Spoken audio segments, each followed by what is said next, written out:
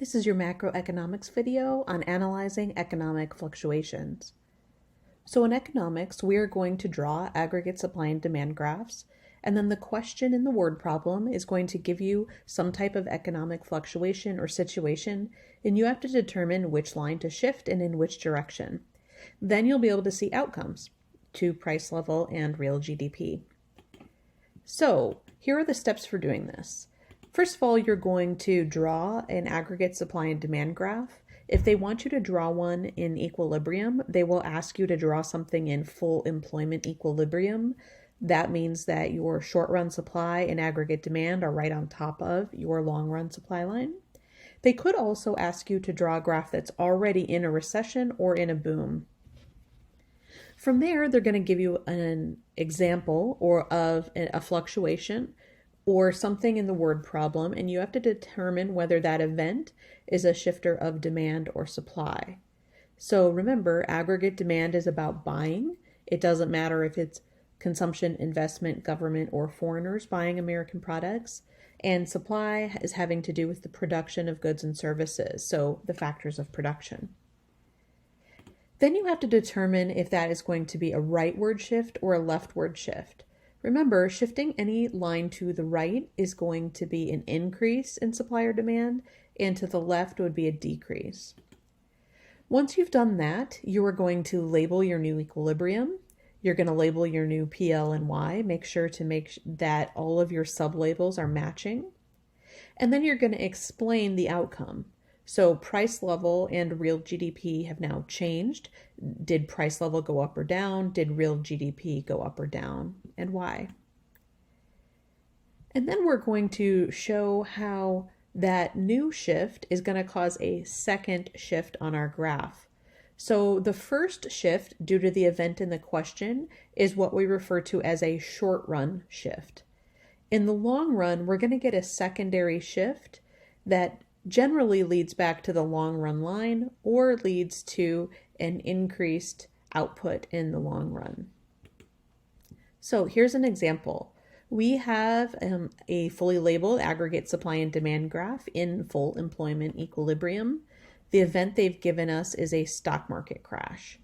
Stock market crashes, people lose money. That's going to affect how much cash people have, which of course is going to affect consumption or investment spending. And that's going to be an aggregate demand shift, and it's going to shift aggregate demand to the left. So our short run shift is going to be aggregate demand to the left, which is going to lead our aggregate demand line to the equilibrium, which I have labeled B here. You'll notice I also labeled price level 2, Y2, and aggregate demand 2, because that is my second part on the graph. Now, when this happens, remember, wages are sticky. So wages are stuck at the first equilibrium, labeled equilibrium A, but price levels just went down. So businesses are paying their workers at the old rate, but the prices they're selling their goods at are now lower than they were before. So the business is making less profit and still paying their workers a lot. Because of that, they're going to have to cut some workers. And when they lay workers off, that's going to affect the supply line. Remember, labor is a shifter of supply. And when you cut your workforce, that is going to reduce your input costs, and that's going to shift supply to the right. I've labeled this SRAS sub 3, and it's going to match up with price level 3. My new equilibrium is right on my long run line.